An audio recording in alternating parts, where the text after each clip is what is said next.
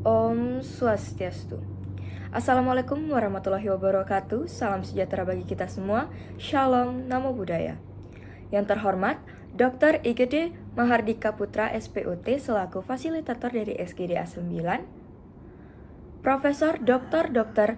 Desa Made Wihandani, Magister Kesehatan selaku evaluator dari SGD A9, dan teman-teman yang saya cintai. Pada kesempatan kali ini, izinkanlah kami dari SGD A9 akan mempresentasikan hasil dari student project kami yang berjudul The Mutation of DNA Repair System and Cancer. Selamat menyaksikan. Om Swastiastu. Perkenalkan, nama saya Nimade Maswida Paradila dengan NIM 25025111209 dari SGD A9.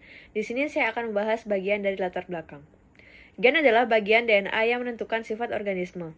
DNA memiliki struktur double helix dan berperan dalam replikasi, transkripsi, serta translasi gen. Perubahan DNA dapat terjadi karena mutasi atau pertukaran informasi genetik yang memicu adanya kerusakan DNA.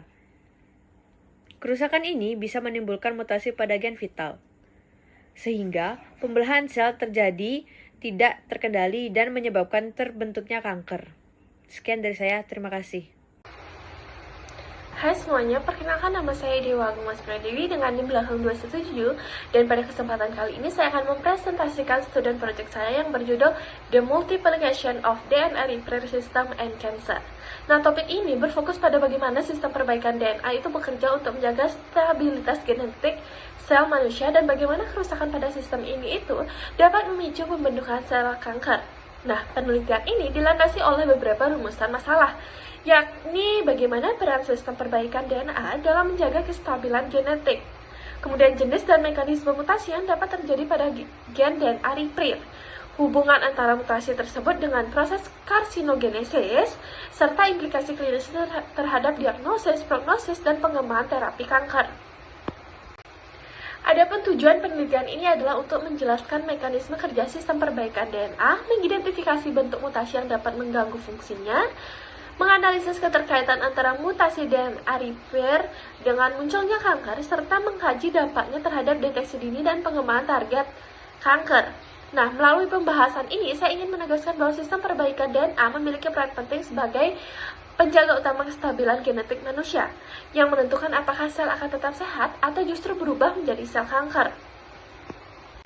Perkenalkan, nama saya Marina Felicia Irawan dengan NIM digit terakhir 231 dengan nomor absen 13. Di sini saya akan menjelaskan tentang manfaat. Ada manfaat teoritis dan manfaat praktis. Yang pertama, untuk manfaat teoritis adalah memberikan kontribusi ilmiah dalam bidang biologi molekuler dan genetik terkait mekanisme dasar perbaikan DNA dan hubungannya dengan kanker. Lalu kedua, ada menambah pemahaman tentang bagaimana mutasi pada gen DNA repair berperan dalam ketidakstabilan genom dan pembentukan tumor. Lalu ada manfaat praktis, di mana yang pertama menjadi dasar ilmiah bagi pengembangan terapi berbasis gen atau gen targeted therapy yang memfokuskan pada perbaikan sistem DNA repair. Lalu memberikan informasi penting bagi penelitian klinis dalam pengembangan metode diagnosis dan deteksi dini kanker melalui analisis mutasi gen DNA repair. Lalu terakhir, membantu tenaga medis dan peneliti memahami potensi biomarker genetik untuk memprediksi risiko dan respons terhadap pengobatan kanker. Sekian, terima kasih. Perkenalkan, nama saya Kwinara Soeharto Tanaka, nomor urut 5 dengan 3 digit NIM terakhir 215. Kali ini saya akan menjelaskan tentang DNA dan stabilitas genetik. Yang pertama itu saya akan menjelaskan tentang struktur dasar dan perannya dalam menyimpan informasi genetik. Jadi DNA itu terdiri dari dua untai yang membentuk helix ganda dengan orientasi antiparietal yang berlawanan arah. Pasangan base komplementernya itu AT dan GC, menyusun urutan nukleotida yang memuat informasi genetik. Nah, yang kedua itu faktor penyebab kerusakan DNA itu karena radiasi, bahan kimia, dan kesalahan replikasi. Kerusakan DNA ini dapat bersifat eksogen seperti radiasi ultraviolet dan bahan kimianya pengalkilasi maupun endogen. Contoh spesiesnya itu oksigen reaktif atau ROS dari metabolisme seluler dan kesalahan polimerase selama replikasinya. Nah, yang ketiga ini konsep stabilitas genom dan hubungannya dengan kanker. Jadi hubungannya itu stabilitas genom ini merujuk kepada kemampuan sel untuk menjaga integritas struktur dan urutan DNA sepanjang masa hidupnya. Kegagalan mekanisme DNA, damage response atau DDR yang meliputi deteksi, checkpoint, dan memperbaiki akan meningkat akumulasi mutasi dan perubahan kromosomnya. Baik, terima kasih banyak atas kesempatannya. Sebelumnya perkenalkan, nama saya Nimade Putrara Primarani dengan NIM 25025111207 yang kali ini akan membawakan materi mengenai DNA repair system. Sistem perbaikan DNA berfungsi untuk menjaga kestabilan genom dengan memperbaiki kerusakan DNA akibat faktor internal seperti radikal bebas dan faktor eksternal seperti sinar UV, radiasi, serta bahan kimia mutagen. Tanpa mekanisme ini, kerusakan dapat menumpuk dan menyebabkan mutasi permanen yang memicu kanker. Dan secara umum pula, proses perbaikan berlangsung dalam 3 tahap. Yang pertama adalah pengenalan kerusakan, yang kedua adalah aktivasi respon perbaikan melalui protein sensor seperti ATM dan ATR, serta yang ketiga adalah pemulihan struktur DNA oleh enzim spesifik sesuai jenis kerusakannya. Perkenalkan, saya Ika Dita Mutanan dengan 3 digit terakhir 213, yang mana saya akan menjelaskan 5 jalur utama dalam sistem perbaikan DNA. Jadi yang pertama itu ada direct repair, yang dimana memperbaiki kerusakan kecil pada basa. Yang kedua itu ada base excision repair atau BER yang mengganti basa rusak. Yang ketiga itu ada nucleotide excision repair atau NER yang mengatasi lesi besar akibat dari sinar UV. Yang keempat itu ada mismatch repair atau MMR yang mengoreksi kesalahan pasangan basa saat replikasi. Dan yang kelima itu ada double strand break repair atau DSB repair, yang dimana jalur ini memperbaiki patahan ganda DNA melalui homologous recombination atau HR dan non-homologous end joining atau NHEJ. Yang dimana gangguan pada gen perbaikan DNA ini dapat menyebabkan akumulasi mutasi, yang dimana dapat memicu kanker seperti seroderma pigmentosum akibat defek NER, di mana mekanisme ini juga menjadi target terapi modern, misalnya penggunaan inhibitor PARP pada sel kanker dengan mutasi BRCA12 untuk meningkatkan efektivitas kemoterapi dan radioterapi.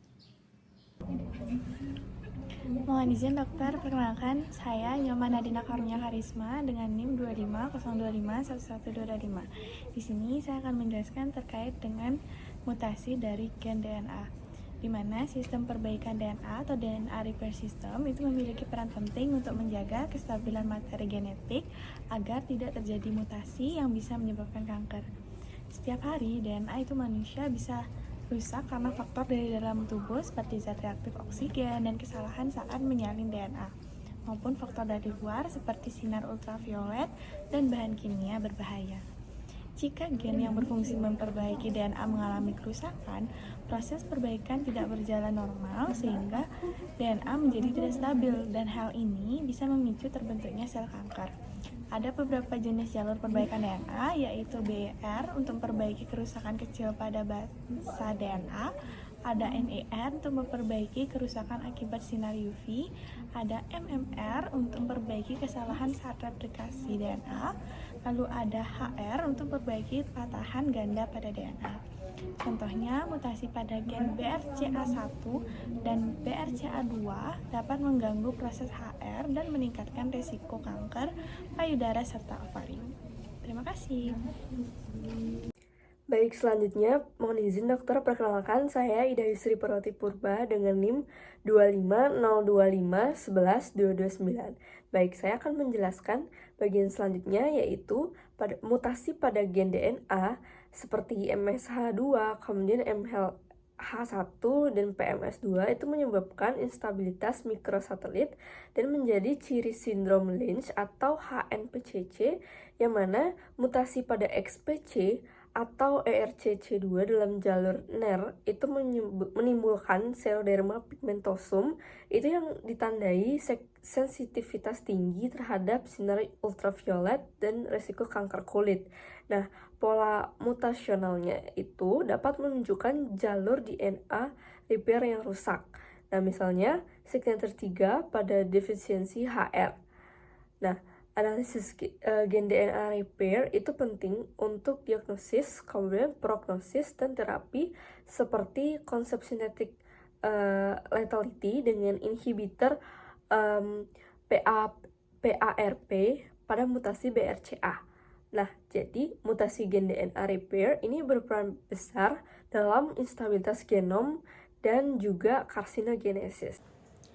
Baik, mohon izin dokter, perkenalkan nama saya Nyoman Indah Triapsari dengan 3 digit terakhir 219.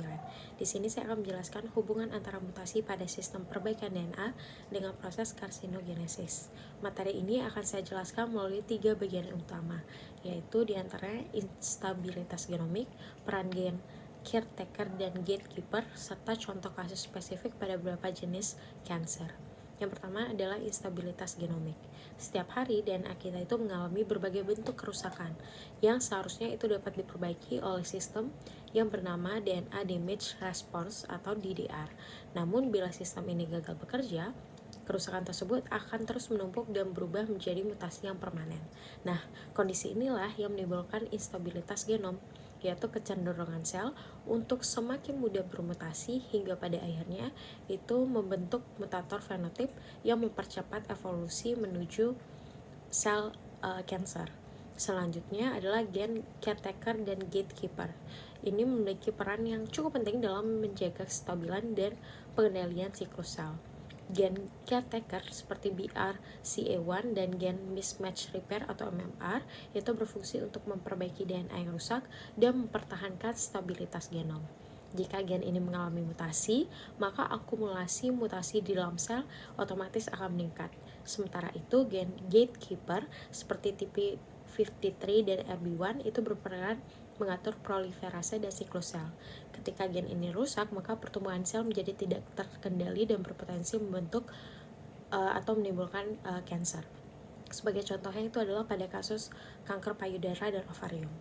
Mutasi pada BRCA1 atau BRC2 itu akan menyebabkan defisiensi pada jalur homologous recombinant repair atau HRR yang dikenal sebagai HRD dan meningkatkan resiko kanker.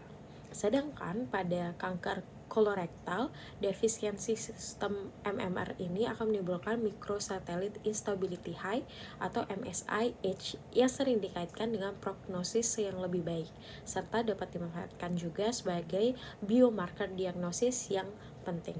Sekian penjelasan dari saya, terima kasih dokter. Om Swastiastu. Sebelumnya perkenalkan saya Ibu Psikolog Matematika. Pada kesempatan kali ini saya akan menjelaskan tentang materi hubungan mutasi DNA repair dengan karsinogenesis. Bukti molekulernya itu mutational signatures SBS 3, defisiensi HRR atau BRCA setengah, SBS 6 dan SBS 15 defisiensi MMR, SBS 10 atau B defisiensi proofreading DNA polimerase. Implikasi klinisnya terapi PARP inhibitor efektif pada kanker dengan defisiensi ARR atau mutasi BRCA. Pendekatan ini menjadi dasar terapi presisi untuk kanker payudara dan ovarium. Sekian dari saya, terima kasih. Om Sandi. Perkenalkan, nama saya Nyoman Pratnya Prameswari dengan 3 digit NIM terakhir 227 dan nomor urut 11 dari kelompok SGD A9. Di sini saya akan menjelaskan implikasi klinis dan terapi. Yang pertama, diagnosis dan deteksi dini mutasi gen perbaikan DNA. Pemeriksaan genetik seperti next generation sequencing dan analisis epigenetik dapat mengidentifikasi mutasi gen BRCA1, BRCA2, MLH1, dan MSA2. Deteksi ini membantu menilai risiko kanker serta menentukan strategi terapi yang paling tepat. Yang kedua, strategi terapi berbasis target menggunakan PARP inhibitors. Obatnya seperti olaparib, rucaparib, niraparib bekerja dengan prinsip synthetic lethality untuk membunuh sel kanker dengan mutasi BRCA tanpa merusak jaringan normal. Terapi kombinasi dengan imunoterapi atau radioterapi dikembangkan untuk mencegah resistensi. Dan yang ketiga, potensi terapi gen dalam memperbaiki sistem perbaikan DNA. Terapi gen menggunakan teknologi seperti CRISPR atau Cas9 bertujuan memulihkan gen perbaikan DNA yang rusak dan menekan pembentukan kanker. Meski menjanjikan, penerapannya masih terkendala oleh faktor teknis, etika, dan biaya yang tinggi. Sekian dari saya, terima kasih. Baik, sebelumnya perkenalkan nama saya Farel Jovan Susanto dengan NIM 25025111211. Selanjutnya saya akan menyampaikan kesimpulan. DNA berfungsi sebagai penyimpanan utama informasi genetik yang sangat penting untuk menjaga kestabilan kehidupan sel. Namun DNA ini juga sangat rentan mengalami kerusakan akibat berbagai faktor, baik dari dalam tubuh maupun dari lingkungan luar. Untuk mengatasinya, tubuh memiliki sistem perbaikan DNA atau DNA repair system yang bekerja melalui beberapa jalur utama, seperti BRR, NR, MMR, HR, dan NHIJ, guna menjaga stabilitas genom. Jika terjadi mutasi pada gen yang berperan dalam sistem ini, contohnya BRCA1 dan BRCA2, pada jalur HR atau MLH1 dan MSH2 pada jalur MMR, maka mekanisme perbaikan DNA dapat terganggu. Hal ini menyebabkan instabilitas genomik yang berpotensi meningkatkan risiko terjadinya kanker. Dari pemahaman ini, lahirlah konsep terapi presisi dengan pendekatan sintetik lethality, di mana obat seperti PARP inhibitor digunakan untuk menargetkan secara spesifik sel kanker yang memiliki definisi sistem perbaikan DNA. Selain itu, perkembangan teknologi seperti Next Generation Sequencing dan CRISPR atau Cas9 kini membuka peluang besar dalam deteksi serta perbaikan langsung terhadap defek genetik, sehingga pengobatan kanker dapat menjadi lebih presisi, efektif, dan berbasis pada pendekatan genomik. Om Swastiastu, perkenalkan, nama saya Dharma Gede Pramanarta dengan NIM 25025112223. Kali ini saya akan membahas tentang saran. Jadi melihat pentingnya sistem perbaikan DNA dalam menjaga stabilitas genom dan mencegah kanker, diperlukan langkah strategis berkelanjutan di bidang penelitian klinis dan kebijakan. Pertama, deteksi dini berbasis genetik perlu diperluas, khususnya bagi individu dengan riwayat keluarga kanker melalui pemeriksaan gen seperti BRCA1, BRCA2, MLH1, dan MSH2. Dengan dukungan teknologi Next Generation Sequencing atau NGS, kedua terapi presisi berbasis sintetik lethality seperti penggunaan PARP inhibitors harus terus dikembangkan dan dikombinasikan dengan imunoterapi atau radioterapi untuk meningkatkan efektivitas pengobatan. Ketiga, terapi gen dengan teknologi CRISPR atau CAS9 berpotensi memperbaiki gen perbaikan DNA yang rusak. Namun perlu penelitian dan regulasi ketat untuk menjamin keamanan dan akses yang adil. Selain itu, edukasi genomik masyarakat penting untuk meningkatkan kesadaran terhadap pemeriksaan genetik dan gaya hidup sehat. Terakhir, kolaborasi antara penelitian, dokter, dan pembuat kebijakan harus diperkuat agar hasil riset biologi molekuler dapat diterapkan dalam kebijakan kesehatan nyata yang mendukung pencegahan dan pengobatan kanker secara efektif. Baik, sekian presentasi dari kami. Terima kasih telah menyaksikan hingga akhir. Kami mohon maaf apabila terjadi salah kata atau ada kata yang kurang berkenan. Akhir kata, kami tutup dengan Parama Santi. Om Santi Santi Santi Om.